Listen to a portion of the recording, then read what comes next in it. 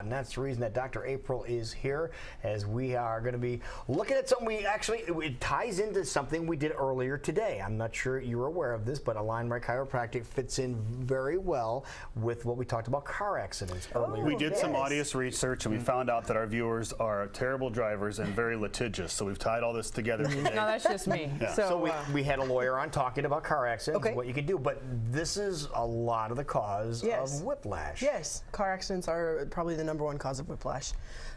Whiplash can also be just a sports injury. It can be a traumatic injury like a fall. There's a lot of things that can cause whiplash, but everybody thinks car accidents when they think whiplash. So what is whiplash? Whiplash itself was a term from like the 1920s that they talked about, but it's a flexion extension injury. So when you're in the car and you get hit, your head comes all the way back, and so you're bending backwards, and then in response to that, then the head comes forward. So it all happens within a matter of like a half a second. And so that's where the problem comes in. So it's going back and then coming forward. Yep, back first and then forward. And the problem becomes when it comes all the way back, it goes back so quickly that the muscles in the front have receptors. And it says, my head's going back too quickly, so these muscles are going to contract. Well, by the time they're contracting, the head's already coming back forward, so now you've got the muscles contracting and the head itself coming forward. So you have ligament issues, you have muscle issues. You can, there's ligaments that run along the back of the spine here, and there's ligaments that run along the front. So you're straining these ligaments and you're spraining the muscles. And you can see on the graph up there how the muscles around it. Will your head tilt back that far if you're rear-ended? It can, especially depending on where you have your headrest position in the car. The headrest itself should come at right at the skull, because you know, right back in through here. You don't want to. Most people have them situated at the neck, so then it's almost acting as a pivot point. So your head can really snap back pretty far. So it's important to know where to put the headrest properly in your car, and then that diagram there can show that you can have some injuries to the disc that occur.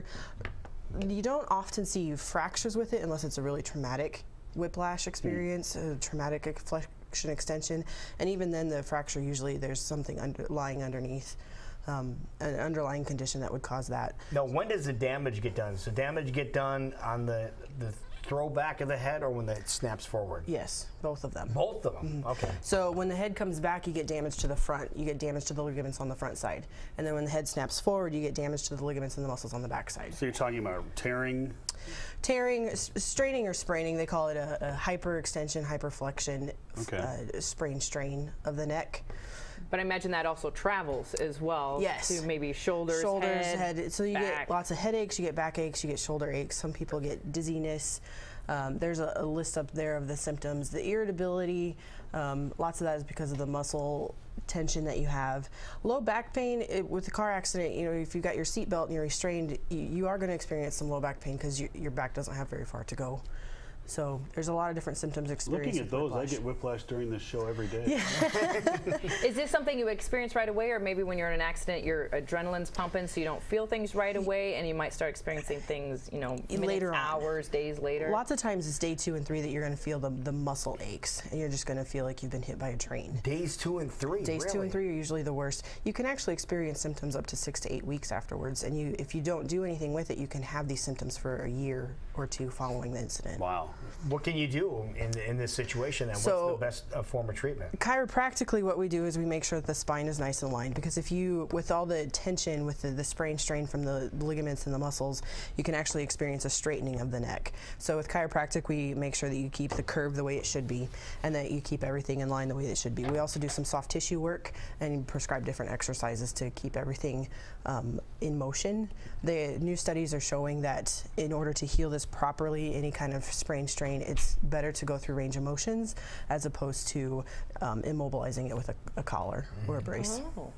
Interesting take. Now, is that fairly new? Because usually we see people with whiplash in court, they usually have collars. Collars, sure. And then lots of times they'll put you in a collar until they can clear you. So, you know, if it's at an accident, they'll put you in a C collar until they can take x-rays and make sure that everything is okay. Sometimes they'll have you wear it for a couple of days until the muscles calm down a little bit. But if you wear it too long, the muscles actually will start to atrophy. They'll start to decrease, and then you lose the support. I was going to say, is there a certain lot of time that you should wait before you go and get fixed? Or if you wait too long, long, then you've caused more damage. You don't want to wait too long because then those muscles will start to tighten up on you too much, but you want to make sure that there is no fracture, so you want to make sure everything is cleared.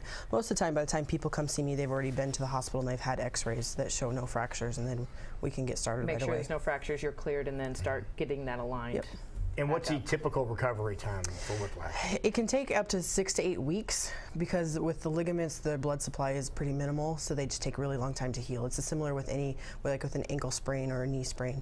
It just takes forever to heal because there's no blood supply to them. The muscles heal pretty quickly though, so once you get those stabilized and so they aren't so tight and they're actually working the way they need to, that could happen in 3 to 4 weeks.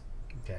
It all depends on the significance of the car accident also. Now, or the the pain for this, what do you recommend for pain? Heat and ice. Heat and ice, okay. If you need anything else, your doctor could prescribe you an anti-inflammatory if need be. It's my experience that people that take muscle relaxers are actually harder to adjust than those that don't. Really? Why is that? I'm not sure the mechanism of the muscle relaxer, but to me it seems like that just makes you sleepy so you don't feel the pain. But yeah, they stiff as a board. Great. Works great for Jason. It's on a daily basis. All right, so hopefully people watching aren't going to experience whiplash in anytime soon, but in case you have anything going on with your neck or your spine or anything like that, they should come see you. Yes, and we are 82nd and Hickman and Clive. You can give us a call at 278-4676. Find us on Facebook or myalignright.com. Okay, would it be best to call you guys ahead of time before coming in? Yes. Okay, just make sure there's a spot. Absolutely. Beautiful. Well, thank you, Dr. April. Thank you. Thank you for being here. It is 1 minute past 9 o'clock. We'll be right back. You're watching Great Day Live on KCW.